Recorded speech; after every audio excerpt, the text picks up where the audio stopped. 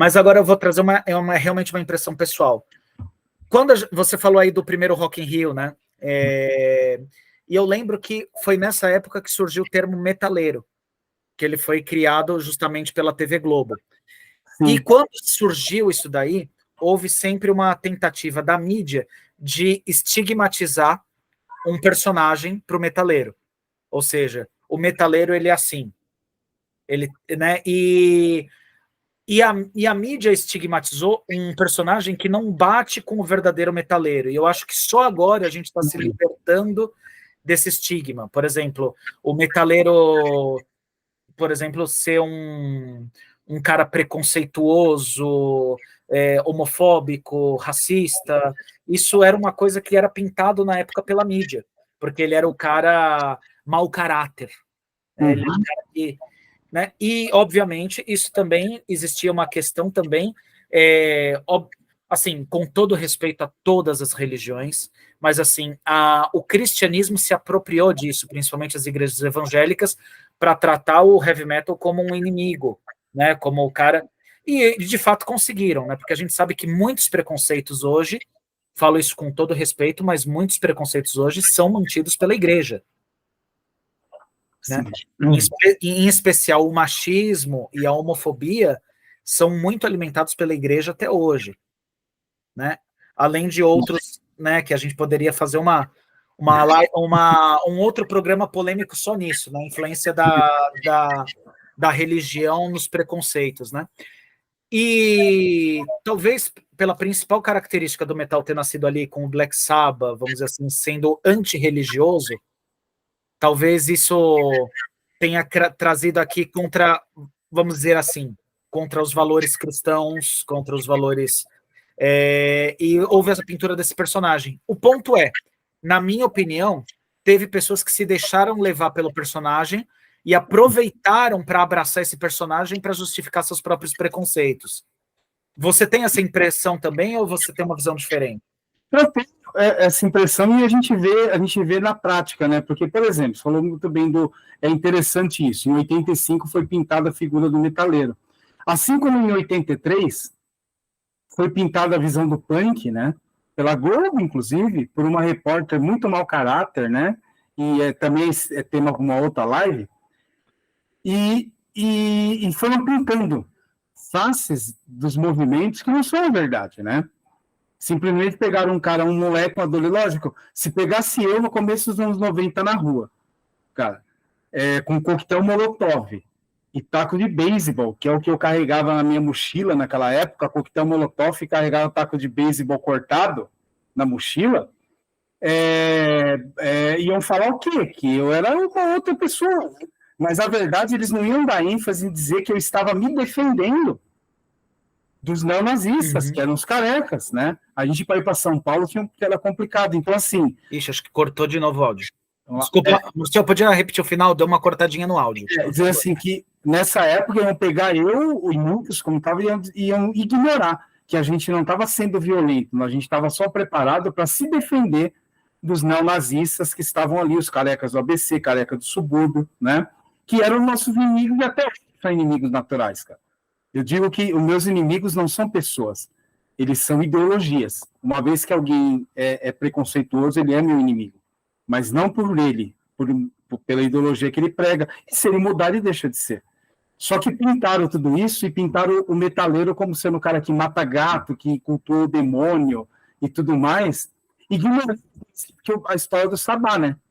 O Black Sabbath começa porque o Ozzy, os caras viram o pessoal pagando no cinema para ver filme de terror, e aí falaram, pô, se os caras pagam para sentir medo num filme, e se a gente fizer música de terror? Sabe que eles pagam para assistir? A palavra foi extremamente comercial, né? O cara veste um personagem ali, né? E isso pouca gente sabe, né? Não adianta, né? Pouca gente sabe. Acho que são até tema para outras lives, né? A verdadeira face de várias bandas. Que, sim, tipo... se a gente for pegar essa face histórica, né?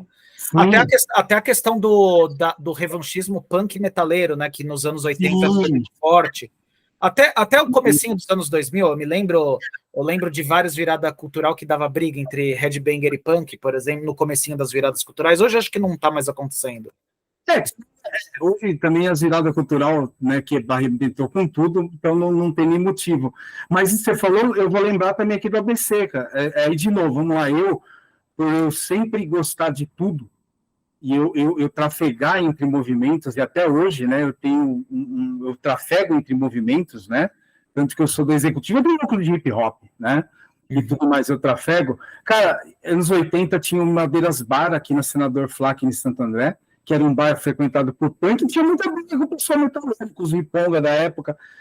O Teatro Confita, aqui na Vila Santa Terezinha, aqui em Santo André, onde teve uma das brigas mais famosas, né, que um punk deu uma camivetada num heavy metal na fila, né? Tipo, do nada, só viu que o cara tava com camiseta de banda, foi lá. E isso tinha muito nos anos 80 e 90. O fato de você estar com uma camiseta de uma banda criava uma treta com o outro. E treta feia, né? E o engraçado é que os dois inimigos dos nazi, né? E os dois inimigos do nazi, mas o Careca ia atrás dos dois, para dar uma surra nos dois. Mas é interessante isso. Você fala assim, olha aí, o pessoal vai me bater. Cara, o Careca ia atrás dos dois, em termos de todo mundo era inimigo, né? Porém, existia uma treta que o Clemente já falou isso, e eu torno a dizer porque eu vi um pouco dessa treta pessoalmente. São Paulo e ABC tretava por causa de mulher, no caso do movimento punk, né? E do movimento heavy metal. As tretas que tinham era por causa de mulher, né? E naquela época, se você pegar até mulheres punks famosas, cara, era uma coisa meio assim, como é que tu é punk, anarquista e namora com neonazista? Então essas coisas davam muita treta, eram tretas por causa de mulher, né, também, não era só ideologia. Hoje a treta é mais ideológica, naquela época era por zoeira de rua, quando a gente fala de gangue, zoeira de rua, mas os careca não gostavam de ninguém. Aí, né, assim, eles batiam em todo mundo e apanhavam de todo mundo. Aliás, careca só não apanhava de uma classe, da polícia. Não foi uma nem duas vezes que eu vi policial passando pano para careca, indo para cima e tudo mais, ajudando eles. Né? Que, aliás, as razões disso também são bem interessantes para a gente fazer uma outra live, talvez um canal que não vai cair. Uma outra live e outra. Isso é uma outra coisa que, assim, eu só um adendo, depois, se for o caso, você corta, cara, na edição, mas é assim, não é nem duas vezes, cara. Eu já fui em delegacia especializada em São Paulo, eu já fui aqui no fórum aqui da Barra Funda, não foi uma nem duas vezes que eu encontrei com um cara que era careca do ABC nos anos 80, 90, playboy que estudava direito, e hoje os caras são juízes, são delegados, né? Só que eu falo sempre assim, isso eu faço um discurso político, né? Eu falei isso uma vez na Lesp, há uns anos atrás. Eu tive o prazer e o desprazer de falar na tribuna lá nos anos 2000. Se mandar a polícia civil, os delegados todos tirarem a camisa, eles vão ver o tanto de cara que tem tatuagem de suástica no peito. Né? E até suavizando o impacto, para a gente para isso não ser cortado, vou até suavizar o impacto dizendo o seguinte, que a questão não é o direito da pessoa mudar de opinião e evoluir para uma opinião não preconceituosa, porque a gente entende que no passado algumas pessoas podem ter cometido erros e terem se convertido a um ser humano, vamos dizer assim. Sim.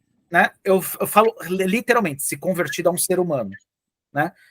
Então, assim, mas tem alguns que a gente sabe, né, que não mudaram tanto de opinião assim, né?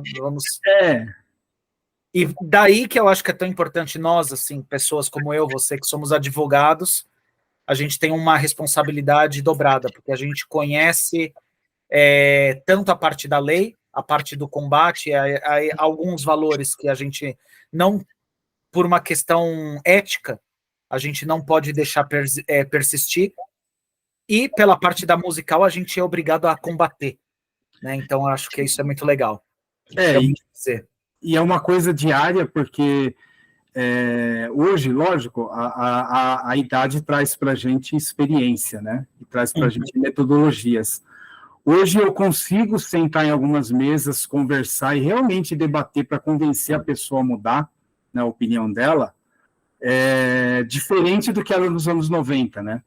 Porque nos anos 90 isso estava muito na rua, né? E a rua era diferente. A rua era uma questão diferente. Hoje não, hoje está muito em mesas de conversas e hoje eu consigo debater e falar para mudar, coisa que eu não conseguia antes, né? Mais espaço para o diálogo, vamos dizer assim. Exatamente. Lógico que por mais que o outro lado, a outra pessoa tenha uma opinião toda ali complicada, como a ideia que já debati nos últimos anos aí, que nazismo é de esquerda, que Hitler era bom, mas o cara vinha, nos anos 90, isso dava hospital para alguém no meu meio. Hoje não, a gente consegue ser, eu, profissionalmente, consigo sentar e falar, vem cá, senta aqui, amigo, deixa eu te explicar o que era realmente, vamos...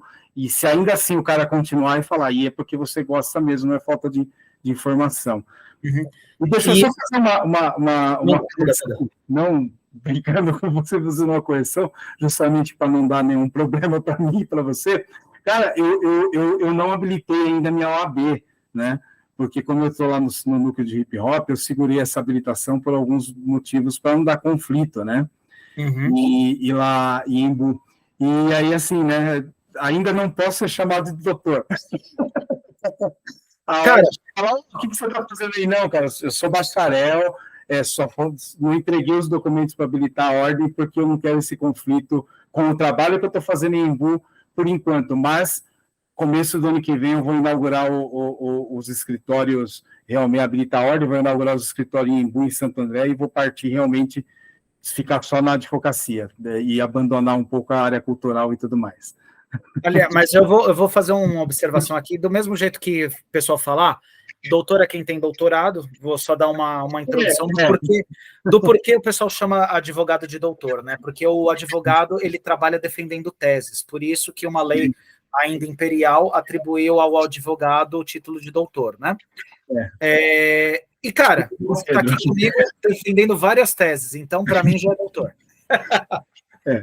E eu falo doutor, gente, eu vou ser muito sincero, eu odeio o título de doutor, né? Eu não gosto de ser chamado de doutor, eu só uso o título de doutor quando eu preciso dar uma valorizada no currículo para chamar atenção, quando você precisa ter o título, vamos dizer assim, que infelizmente as pessoas ainda têm um preconceito de ideias, né? Então, às vezes você precisa colocar o doutor lá só para o cara falar, ó, advogado, vou ouvir. Mas eu, pessoalmente, odeio o formalismo do advogado. Eu até brinco aqui com o Márcio, pessoal que não assiste, que não conhece assim, a nossa amizade particular, eu posso falar para vocês que eu até brinco com o Márcio falando assim, eu odeio advogado, cara. Eu odeio advogado. E nós dois somos advogados. Né? Oi? Ninguém gosta de advogado, cara. Ninguém gosta, cara. Eu falo assim, eu sou aquilo que eu odeio. Exatamente. Porque, querendo ou não, a nossa profissão, ela traz todo um histórico de preconceitos sociais. O próprio dia do Pendura, ele vem de um elitismo, ele vem de um traço de elitismo, tanto que eu tenho orgulho de falar que eu nunca participei do Pendura. Mas, assim, ele tem todo um traço elitista na história. Então, assim, eu não gosto. Eu sou advogado por uma escolha profissional, uma escolha... um histórico pessoal que não vem nem tanto ao caso, não é porque eu tenho nada contra contar mesmo, para não desperdiçar nossa conversa com algo que não vem ao caso, mas eu, pessoalmente, não sou um defensor da classe, eu não seria, talvez, um cara que estaria apto a estar lá a fazer a parte política da OAB. Provavelmente eu seria expulso. Então, né? E aí, assim, pegando esse gancho, falando de elite e tudo mais, cara, tem duas coisas que são bem pertinentes, né? E aí, voltando de novo, falando não só do metal, mas no rock e em tudo, cara. Agora, a gente passando no carnaval, tipo, cara, eu adoro o carnaval, né? Por vários motivos, que dá também aí uma entrevista de dias, de horas, né? Por vários motivos. Então, vou para o Sambódromo e participo, né, e tudo mais. Esse ano teve um gostinho melhor, né, homenageando a Vai, homenageando o hip hop, mas o que me chamou mais atenção foi justamente o apontar o dedo para a elite cultural do país, né? E chega no carnaval, cara, eu vejo muitos pessoal do rock, muita gente, cara, de tudo, inclusive amigos em comuns nossos, né? Os caras, eu odeio o carnaval, eu odeio isso, eu sempre falo para todo mundo, cara, tu pode odiar, né? Mas não torne isso a elite, né? E eu acho que o grande problema também do pessoal dos anos 80 e 90 que pegava colocando isso como só o rock e o metal era a cultura, era elite, né? Era elite e vai lá e colocava todo mundo como subcultura. Não que sejamos subcultura, né? Punk, rap, o heavy metal raiz que está lá com o trabalhador, né, e tudo, é uma subcultura do capitalismo, de tudo isso, né? Mas colocar como elite e dizer que só essa cultura é boa é o que sempre afastou, e eu, inclusive, né?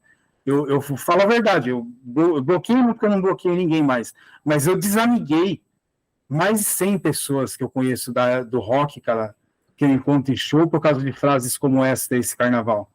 Porque eu tomei esse carnaval e esse ano eu tô numa coisa assim, cara, eu não discuto com você mais. Eu simplesmente tiro do meu convívio, porque eu não preciso mais discutir com você, né? E tudo mais. Então, acho que isso também é uma questão complicada, né? Aí eu ainda complemento assim, o Pedro Bial, numa entrevista com o Ed Rock, ele falou uma coisa que eu achei muito louca. Ele pegou e falou, tá aqui o livro, né? Sobrevivendo no Inferno, que é obrigatório para o vestibular da Unicamp. Que tem 2 livros obrigatórios, esse aqui e um tal de Lusíadas. Cara, eu que cresci na periferia, e você também, em momentos diferentes, locais diferentes, cara, quem é Lusíadas pra gente, né? A gente nem entende. Que entenda. Mas qualquer moleque daqui de onde eu moro, da favela onde eu moro aqui, e para mim, nos anos 90, se tivesse um livro sobre o Sobrevivendo no Inferno, eu entendia, porque falava da minha realidade, né? Pânico em SP dos Inocentes fala da minha realidade, assim como o Pânico da Zona Sul dos Racionais fala da minha realidade. E esses caras insistem em ficar falando que o heavy metal é elite, só eles que são elite. Eu acho que isso que é ruim até hoje. Até porque, na verdade, a elite, ela... Eu até comentei isso com você offline, né? E acho legal de falar assim, eu tenho banda de heavy metal desde os meus 14 anos, eu tenho 38, ou seja, 24 anos tocando heavy metal. Eu fiz uma vez, minto, 2 vezes, estou em bairro de elite. Não. Uma vez no Manifesto, que é um bairro já elitizado, e uma vez no Legends, que é ali na Vila Mariana, que também é um bairro elitizado. 99% dos shows que eu fiz com minha banda foram na periferia, com pouca estrutura. Eu me lembro que eu fiz um show no Maranhão, em um lugar que tinha toque de recolher, que acabou o show, a gente precisou dormir no lugar do show, em rede, porque a gente só podia ir embora no dia seguinte, por causa do toque de recolher. E, cara, eu acho isso maravilhoso. Muita gente pode não entender, mas, cara, eu acho que isso é viver a arte. Porque é o seguinte, eu acho que, até pela forma como nasceu essas artes, a arte, em geral, que seja Beethoven, a arte, ela nasceu ela nasceu do inconformismo humano. Ela nasceu com a necessidade do humano de não aceitar a realidade do jeito que ela é. Né? Então, a gente tem sempre uma arma com a arte de mostrar nossa realidade. Né? Então, perder o tempo tentando se classificar como elite, seja ela qual seja, né? Porque a gente está falando isso, por exemplo... Desculpa se eu estou complementando, desculpa se eu estou devagando. Né? Mas, por exemplo, até o próprio funk, né? O funk nasceu na favela, mas hoje em dia tem funk elitizado. Sim. Né? Então, assim, o ponto é, elitizar algo não é necessariamente algo que vai afastar, mas você ter o pensamento de que aquilo é exclusivo da elite, aquilo sim. Aquilo ali você está trabalhando contra a própria cultura. E entender, eu falo assim, e também entender que cada um, novamente, né, o artista ele reproduz ali o meio em que ele vive, né? Não dá, por exemplo, eu conheço de perto o Complexo do Alemão, cara. Não dá para mim ir lá no Complexo do Alemão e escrever uma crônica igual eu escrevo, com a mesma temática que eu escrevo uma crônica aqui no Santa Cristina, que é a favela que eu moro. É um mundo completamente diferente. Então, eu entendo o cara do funk, né? do axé, os caras fazendo, é lógico, se a gente for entrar na história disso, a gente vai ver apropriação histórica, a gente vai ver uma coisa muito maluca, mas aí é assunto para outra conversa. Mas, por exemplo, é um detalhe muito louco, a gente volta a falar de mulher, cara. Eu acho muito louco, tem uma funkeira que eu gosto muito, o pessoal xinga, cara, mas eu acho muito louco a MC Carol, mulher gorda, preta em cima do palco, falando que o namorado tem que lavar a calcinha dela. Num ambiente machista, onde o cara casa achando que a mulher vai ser empregada doméstica dele.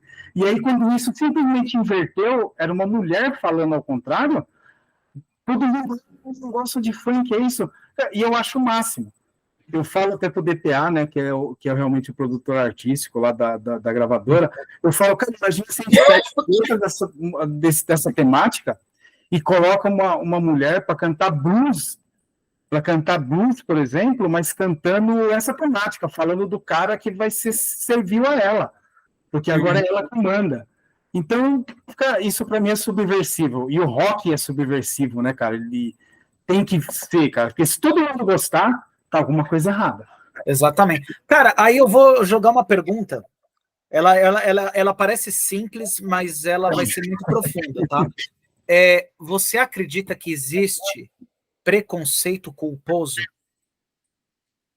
Sim. Sim, cara. Sabe por que eu acredito e defendo isso? Porque, assim, o meio em que a gente vive, ele cresce, você é ensinado a ter algum preconceito. Aí você tem que se livrar disso, né? Então existe o culposo. O cara nem sabe que ele está sendo uma pessoa, o cara, a mulher, ele nem sabe que está sendo preconceituoso. A gente vê isso, mas ele está sendo. Eu vou te dar um exemplo prático disso. Lá nos anos 90, cara, numa conferência estudantil, tá? Tinha um moleque lá, imagina, uma conferência estudantil da União da Juventude Socialista. Chegou um moleque com um cabelo raspado e tinha um símbolo nazista, tinha suástica, cara. Porra, o pessoal queria bater no moleque, e foi uma das primeiras vezes que eu falei, peraí, eu tenho que conversar. Aí foi um cara daqui, parceiro na época, e até hoje é Marcelo Buraco, e foi lá conversar com o moleque. Sabe o que ele descobriu? Que o moleque nem sabia o que era aquilo. Ele só falou pro cara que ia na parada lá socialista, o barbeiro pegou, fez uma suástica e falou pra mim que era doida. Então, cara, ele nem sabia. Então, Agora, olha aqui. imagina se a gente tivesse quebrado esse moleque na porrada. Aí ele ia provavelmente odiar socialistas. Exatamente. Então, isso no decorrer, quando eu conheci pessoalmente o Montanha, cara, foi muito louco. Porque justamente a gente tinha tido tanta treta no passado, que isso final dos anos 90, né? E realmente, faz mais de 20 anos, eu posso falar, realmente a gente ia matar ele. Entendeu? Chegou as armas para matar ele. Só que o vizinho que viu essa movimentação, né, chamou a gente para conversar, colocou na mesa, aí ele contou a história de vida dele, o porquê que naquele momento, anos atrás, ele era neonazista, e o arrependimento. E aí eu vi um cara, sabe, que é da primeira geração de Vale Tudo, cara que tomava porrada e não caía, entendeu? Gigantesco, numa mesa chorando, cara, pedindo desculpa. E eu olhei aquilo, eu falei, cara, que maluquice, ninguém nunca parou para conversar com o cara. Entendeu? E de um cara que eu ia ir preso, ia para cadeia, nós viramos amigos, e amigos de conversar quase todo dia, porque o cara ficou morando do lado da minha casa até quando ele morreu, numa outra questão. Então, hoje eu vejo muito isso, eu olho para trás e eu falo, não, o Pedro tem uma opinião que é divergente, né? Pedro, vamos conversar? Por que você pensa assim? Né? Eu acho que eu aprendi a ser formador de opinião e não combatente igual eu era. Até porque é uma coisa que a gente também falou offline, né? Sobre como é fácil você distorcer o que é falado, né? Sim. Por exemplo, eu citei aqui São Tomás de Aquino. Provavelmente alguém que está assistindo já deve estar falando o quê? Esse aí é cristão. Sim. Né? E não condiz. Eu pessoalmente me considero agnóstico. Então. Mas tem cara que diria isso só porque, ué, eu li o livro, caralho. Eu vi uma teoria ali que um conceito teórico que eu considero ajustável à nossa conversa, né? Ou uma outra conversa que a gente falou sobre o rap, né? Só não vou trazer aqui porque como é polêmico, é um elogio ao rap que eu fiz, é um elogio, só que é um elogio polêmico, vamos dizer assim. Deixa você fazer esse elogio. Lá na frente, a gente faz um vídeo... A gente dá um contexto histórico. Das influências, de sample, de direito e tudo isso aí você faz esse elogio, porque é um elogio. Mas aí, se fizer um corte, é igual como eu falei, né? Se alguém fizer um corte e colocar só a parte que eu falo, as armas chegaram para matar o cara, vai falar lá, o cara é do grupo de extermínio. E não é isso. É isso, exatamente. Se a pessoa pega algum conceito isolado de toda essa contextualização que a gente dá, eu já, por exemplo, o elogio vira uma crítica, por exemplo. Né? E dentro disso, inclusive, esse assunto fala bem assim, cara, é uma coisa assim, nem todo mundo, né, é todo mundo. Porque, assim, nem todo cara que gosta de metal, toca metal, ele assume essas coisas que nós somos contra que são crime, né? Assim como nem todo mundo que mora na periferia, ou que mora na periferia, assume totalmente uma vida que eu, por exemplo, tive, né? Eu falo assim, eu sempre fui um militante político social de periferia. Eu moro hoje ainda em favela por opção, porque eu gosto, né? Mas senão as pessoas vão olhar e vão falar, tá vendo? Todo favelado, o cara faz isso, todo favelado... Não é, gente. Cada um toma uma consideração, a gente vai evoluindo, né? Eu, com quase 50 anos de idade hoje, eu não faria o que eu faria no começo dos anos 90. Mas se voltasse aos anos 90 de novo, com o conhecimento que eu tenho hoje, cara, eu teria, sim, prestado vestibular, tinha ido fazer direito na USP junto com os playboy lá, tinha causado mais no mundo, né? Mas, cara, eu achei interessante até você comentar isso, porque é uma coisa que falta, é um conceito super simples, mas que falta na maioria das pessoas. Gente boa tem em todo lugar. E gente ruim também. Sim, cara. Né? Sim. Então, assim, no metal, no rock, no rap, no funk, vai ter gente boa e vai ter gente ruim. Vai ter aquele cara que traz orgulho para o movimento e vai ter aquele cara que traz vergonha. E uma coisa que o pessoal também não tem muita dificuldade de entender, cara. Todos os artistas, seja o artista mesmo, eu não canto, não toco, eu só escrevo músicas e tudo, você já é o cara que escreve música, canta, toca e tudo mais, cada um no seu quadrado, né? Mas todo artista, ele só sonha, não é o cara falar, ele não quer fazer nada, ele quer viver da arte. Cara, artista também é trabalhador, a gente queria viver da arte. Eu ia amar poder viver da minha arte. Só que minha arte foi criminalizada lá em 98, cara, eu não posso mais fazer, né? E deixa para lá qual é, para não entrar em mais polêmica. Mas, assim, todo artista quer viver da sua arte, cara, assim como todos nós queremos viver da sua arte. Só que por trás disso, principalmente quem é da periferia, seja o cara do metal, né, das bandas de metal que eu conheci, que você conhece, né, que são mesmo da periferia e não tem patrocínio, né, e tudo mais, como o rap do mundo, cara, a gente só tem um sonho. A gente só tem o sonho de, normalmente, o cara comprar uma casa para a mãe dele ou comprar uma casa para ele. Você pergunta para qualquer artista, cara, de qualquer ramo, o cara fala, qual que é seu sonho? Um jogador de futebol, um atleta, comprar uma casa para a mãe, cara. Né? E as pessoas não entendem que o atleta, que o artista, cara, ele é trabalhador, ele só quer fazer o que ele se dá bem para ganhar dinheiro. Por exemplo, eu, cara, eu fiz 3 faculdades, as 2 antes na área de administração e logística, cara, que eu odeio. Eu adoro usar terno, cara, mas eu odeio usar terno como advogado, como tá lá no tribunal, batendo de frente com o promotor, eu falo, pô, aquilo lá eu me realizo. Mas, cara, sentado numa mesa administrando algo, fazendo, não é minha cara, né? E só que eu demorei 40 anos da minha vida para conseguir fazer direito. E música é a mesma coisa, cara. Eu adoraria ter dinheiro produzindo músico. Só atrás de buscar patrocínio, xingando os caras por causa do horário, e meu mano DPA lá fazendo a questão artística, que eu não tenho ouvido para nada, para mim tudo é bom. Mas eu adoraria, mas ainda não dá, quem sabe um dia. Quem sabe, né, cara? Cara, é muito interessante, né? Porque a gente entra aí, como eu falei, isso aí a gente tem assunto aí para uma, sem exagero nenhum, a gente tem assunto para mais de 10 lives. Tem. E vai aparecer mais, vai puxar mais. Ainda mais, principalmente nessa parte de contexto histórico, né? Porque é uma coisa muito legal que, entrando em polêmica pra caralho, tenho certeza que amanhã vai estar muita gente me xingando, mas foda-se. As trincheiras do rock.